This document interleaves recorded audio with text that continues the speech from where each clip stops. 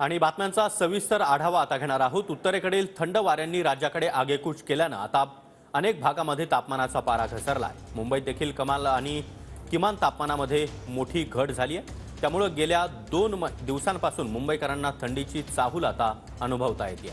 आढावा घेतला आमच्या प्रतिनिधींनी, पाहूया।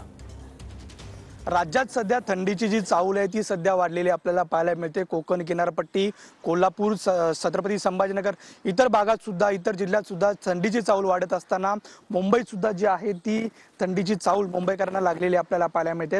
मुंबईत कमाल आणि किमान तापमानात लक्षणीय घट झाल्याची दिसून येते। त्यामुळे कुठेतरी मुंबईकरांना आता थंडी अनुभवता आलेली आपल्याला पाहायला मिळते। गेले काही दिवस पावसाळी हवा, त्यानंतर उकाडा अशा हवामानानंतर मुंबईत अखेर 2 दिवसापासून पाहायला गेलं तर तापमानात घट झालेली आपल्याला पाहायला मिळते। मंगळवारी 20 अंशापेक्षा खाली तापमान आलेलं आपल्याला पाहायला मिळतं आणि 30 अंशापेक्षा सुद्धा कमाल जे तापमान आहे ते खाली आलेलं आपल्याला पाहायला मिळालं। त्यामुळे बुधवारी तापमानात म्हणजे आज तापमानात लक्षणीय घट होईल असं एकंदरीत सांगण्यात आलेलं आपल्याला पाहायला मिळतं। जर्नलिस्ट गणेश मोरेसह नंदकिशोर गावडे, TV9 मराठी, मुंबई।